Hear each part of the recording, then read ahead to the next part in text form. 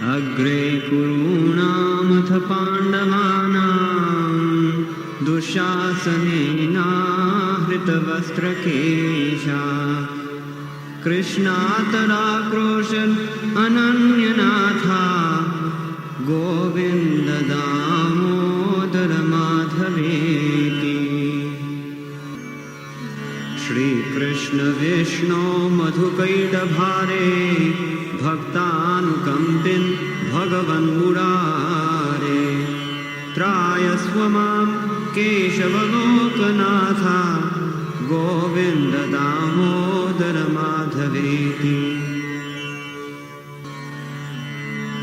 विक्रेतुकामा किल गोपकन्या मुरारिपादार्पितचित्तवृत्तिः दध्यादिकं मोहवशानवोचर्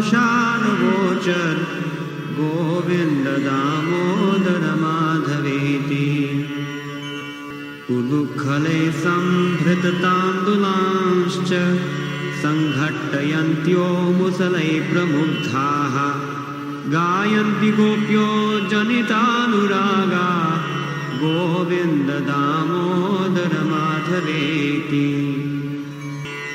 काचित्कराम्भोजपुटे निषण्णं क्रीडाशुकं किंशुकरक्ततुण्डम् आध्यापयाम् आससरोरुहाक्षी गोविन्द दामोदर माधवेति।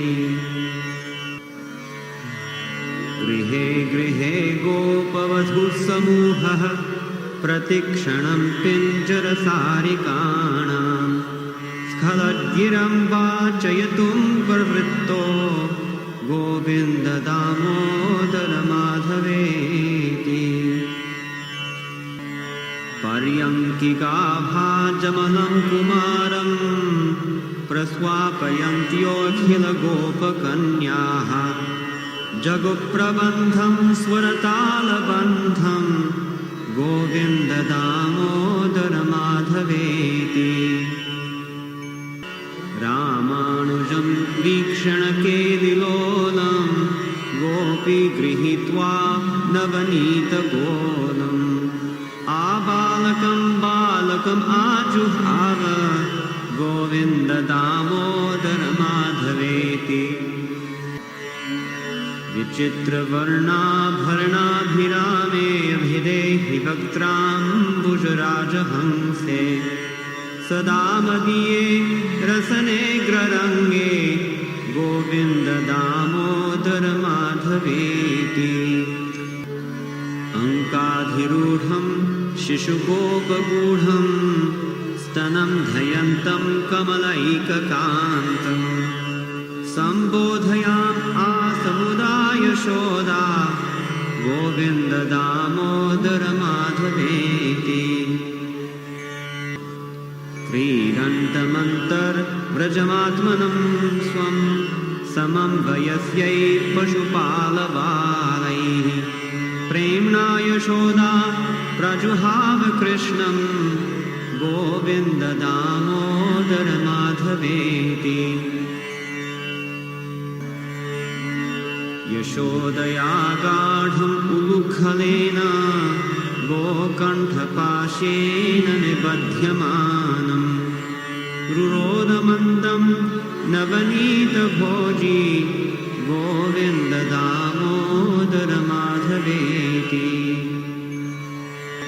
निजाङ्गना कङ्कणकेलिलोलं गोपी गृहीत्वा नवनीतगोलम् आमर्दयत् पाणितलेन नेत्रे गोविन्द दामोदर माधवेति।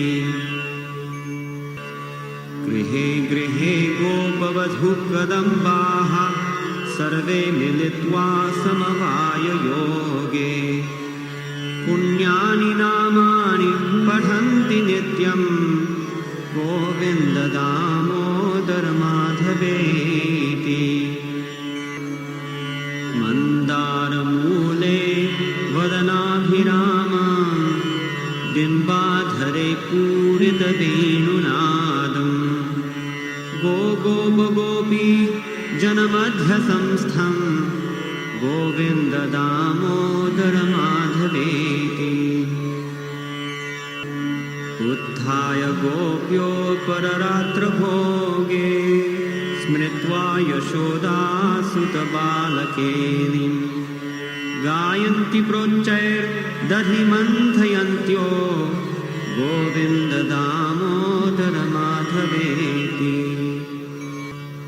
जग्धोऽथ दत्तो नवनीतपिण्डो गृहे यशोदा विचिकित्सयन्ति। उवाच सत्यं वद हे मुरारे गोविन्द दामोदर माधवेति। अभ्यर्च्य गेहं युवति प्रविद्ध प्रेम प्रवाहा दधि निर्ममन्थ। गायन्ति गोप्योऽथ सखी समेता गोविन्द दामोदर माधवेति। क्वचित् प्रभाते दधिपूर्णपात्रे निक्षिप्य मन्थं युवती मुकुन्दम्। आलोक्य गानं विविधं करोति गोविन्द दामोदर माधवेति। क्रीडापरं भोजनमज्जनार्थं हितैषिणी स्त्रीतनुजं यशोदा। आजुहवत्प्रेम परिप्लुताक्षी गोविन्द दामोदर माधवेति। सुखं शयानां निलये च विष्णुं देवर्षिमुख्या मुनयः प्रपन्नाः। तेनाच्युते तन्मयतां व्रजन्ति गोविन्द दामोदर माधवेति। विहाय निद्रामरुणोदये च विधाय कृत्यानि च विप्रमुख्याः। वेदावसाने प्रवहन्ति नित्यं गोविन्द दामोदर माधवेति। वृन्दावने गोपगणाश्च गोप्यो विलोक्य गोविन्दवियोगखिन्नम्। राधां जगुः सश्रुविलोचनाभ्यां गोविन्द दामोदर माधवेति। प्रभातसञ्चारगतानुगावस्तद्रक्षणार्थं तनयं यशोदा। प्राबोधयत्पाणितलेन मन्दं गोविन्द दामोदर माधवेति। प्रवालशोभा इव दीर्घकेशा वाताम्बुकर्णाशनकूटदेहाः। मूले तरुणां मुनयः पठन्ति गोविन्द दामोदर माधवेति। एवं ब्रुवाणा विरहातुरा वृषां व्रजस्त्रियः कृष्णविषिक्तमानसाः। विसृज्य लज्जां रुदुदुस्म सुस्वरं गोविन्द दामोदर माधवेति। गोपी कदाचिन्मणिपिञ्जरस्थं शुकं वचो वाचयितुं प्रवृत्ता। आनन्दकन्द व्रजचन्द्रकृष्ण गोविन्द दामोदर माधवेति। गोवत्सबालैः शिशुकाकपक्षं बध्नन्तम् अम्भोजदलायताक्षम्। उवाच माता चिबुकं गृहीत्वा गोविन्द दामोदर माधवेति। प्रभातकाले वरवल्लभोघा गोरक्षणार्थं धृतवेत्रदण्डाः। आकारयाम् आसुर अनन्तम् आद्यं गोविन्द दामोदर माधवेति। जलाशये काल्यमर्दनाय यदा कदम्बात् अपतन्मुरारे। गोपाङ्गनाश्चक्रुषुरेत्य गोपा गोविन्द दामोदर माधवेति।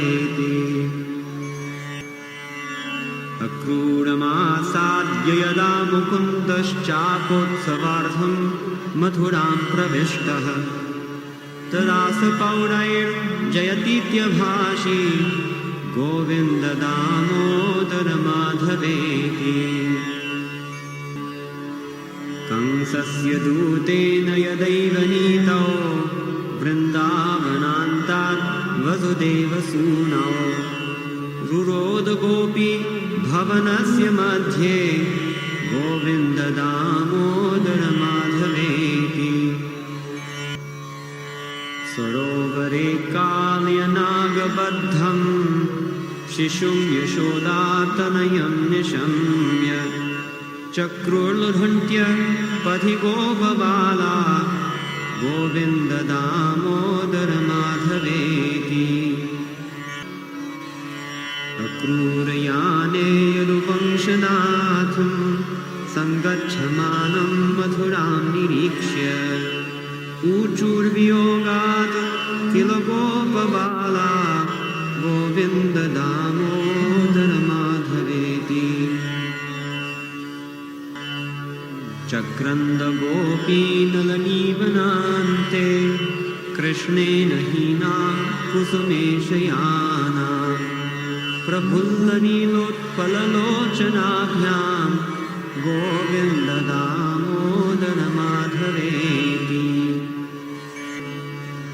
माता पुत्रिभ्यां परिवार्यमाणा गेहं प्रविष्टा विललापगोपी आगत्य मां पालय विश्वनाथ गोविन्द दामोदर माधवेति। वृन्दावनस्थं हरिम् आशु बुद्ध्वा गोपी गता कापि वनं निशायम् तत्राप्य दृष्ट्वातिभयादवोचत् गोविन्द दामोदर माधवेति।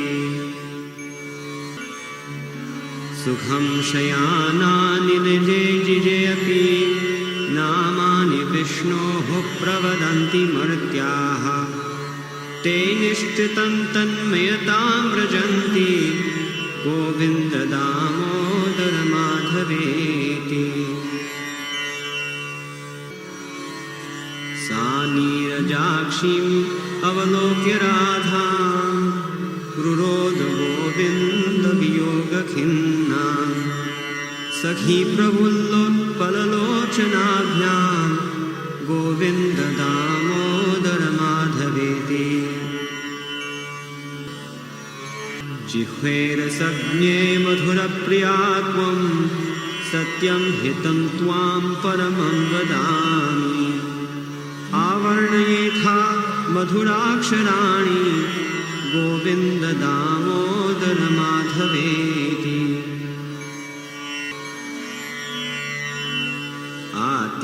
आत्यन्तिकव्याधिकरं जनानां चिकित्सकं वेदविदो वदन्ति संसारतापत्रयनाशबीजं गोविन्द दामोदर माधवेति।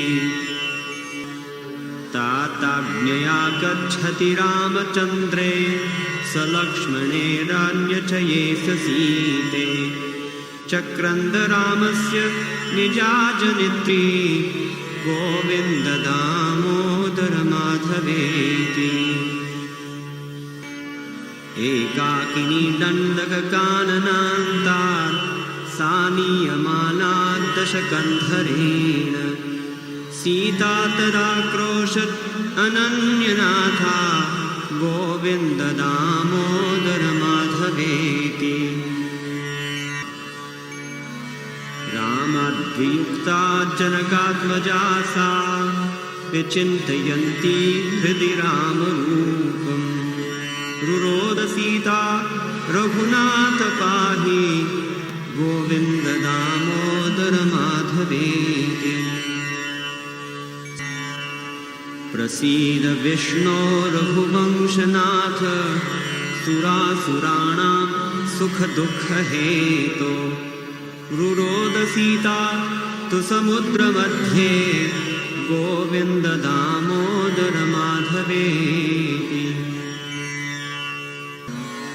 अन्तर्जले ग्राहगृहीतपादो विसृष्टविक्लिष्टसमस्तबन्धुः तदा गजेन्द्रो नितरां जगाद गोविन्द दामोदर माधवेति।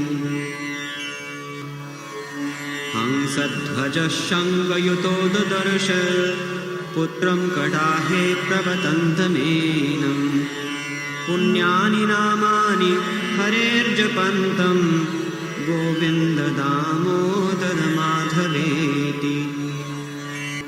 दूर्वाससो वाक्यमुपेत्य कृष्णा साक्षाब्रवीत्काननवासिनीशम् अन्तः प्रविष्टं मनसा जुहाव गोविन्द दामोदर माधवेति। ध्येयः सदा योगिभिरप्रमेय चिन्ताहरश्चिन्तितपारिजातः कस्तूरिकाकल्पितनीलवर्णो गोविन्द दामोदर माधवेति। संसारकूपे पतितोऽत्यगाधे मोहान्धपूर्णे विषयाभितप्ते करावलम्बं मम देहि विष्णो गोविन्द दामोदर माधवेति। त्वामेव याचे मम देहि जिह्वे समागते दण्डधरे कृतान्ते वक्तव्यमेवं मधुरं सुभक्त्या गोविन्द दामोदर माधवेति। भजस्व मन्त्रं भवबन्धमुक्त्यै जिह्वेरसज्ञे सुलभं मनोज्ञं द्वैपायनाद्यैर्मुनिभिः प्रजप्तं गोविन्द दामोदर माधवेति। गोपालवंशीधर रूपसिन्धो लोकेश नारायण दीनबन्धो उच्चस्वरैस्त्वं वर सर्वदैव गोविन्द दामोदर माधवेति। जिह्वे सदैव भज सुन्दराणि नामानि कृष्णस्य मनोहराणि समस्तभक्तार्तिविनाशनानि गोविन्द दामोदर माधवेति। गोविन्द गोविन्द हरे मुरारे गोविन्द गोविन्द मुकुन्द कृष्ण गोविन्द गोविन्द वृधाङ्गपाणे गोविन्द दामोदर माधवेति। सुखावसाने त्वदमेव सारं दुःखावसाने त्वदमेव गेयम् देहावसाने त्वदमेव जाप्यं गोविन्द दामोदर माधवेति। दूर्वारवाक्यं परिगृह्य कृष्णा मृगीव भीता नु कथं कथञ्चित् सभां प्रविष्टा मनसा जुहाव गोविन्द दामोदर माधवेति। श्रीकृष्ण राधा वर गोकुलेश गोपाल गोवर्धननाथ विष्णु जिह्वे पिबस्वामृतमेतदेव गोविन्द दामोदर माधवेति। श्रीनाथ विश्वेश्वर विश्वमूर्ते श्रीदेवकी नन्दन दैत्यशत्रो जिह्वे पिबस्वामृतमेतदेव गोविन्द दामोदर माधवेति। गोपीपते कंसरिपो मुकुन्द लक्ष्मीपते केशव वासुदेव जिह्वे पिबस्वामृतमेतदेव गोविन्द दामोदर माधवेति। गोपीजनाह्लादकरव्रजेश गोचारणारण्यकृतप्रवेश जिह्वे पिबस्वामृतमेतदेव गोविन्द दामोदर माधवेति प्राणेश विश्वम्भर कैडभारे वैकुण्ठ नारायण चक्रपाणे जिह्वे पिबस्वामृतमेतदेव गोविन्द दामोदर माधवेति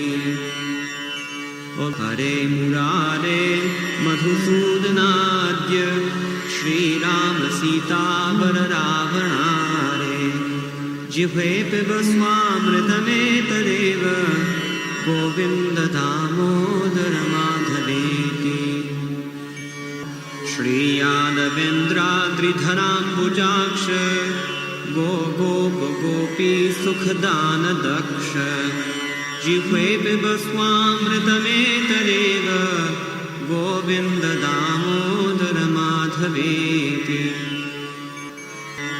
धराभरोत्तारण गोपवेश विहार लीलाकृत बन्धुशेष जिह्वे पिबस्वामृतमेतदेव गोविन्द दामोदर माधवेति बकीबकाघासुरतेनुकारे केशी तृणावर्त विघात दक्ष जिह्वे पिबस्वामृतमेतदेव गोविन्द दामोदर माधवेति श्रीजानकी जीवन रामचन्द्र निशाचरारे भरताग्रजेश जिह्वे पिबस्वामृतमेतदेव गोविन्द दामोदर माधवेति नारायणानन्त हरेन्द्रसिंह प्रहार बाधाहर हे कृपालो जिह्वे पिबस्वामृतमेतदेव गोविन्द दामोदर माधवेति लीला मनुष्याकृतिरामरूप प्रतापदासीकृत सर्वभूप जिह्वे पिबस्वामृतमेतदेव गोविन्द दामोदर माधवेति श्रीकृष्ण गोविन्द हरे मुरारे हे नाथ नारायण वासुदेव जिह्वे पिबस्वामृतमेतदेव गोविन्द दामोदर माधवेति वक्तुं समर्थोऽपि न वक्ति कश्चित् अहो जनानां व्यसनाभिमुख्यम् जिह्वे पिबस्वामृतमेतदेव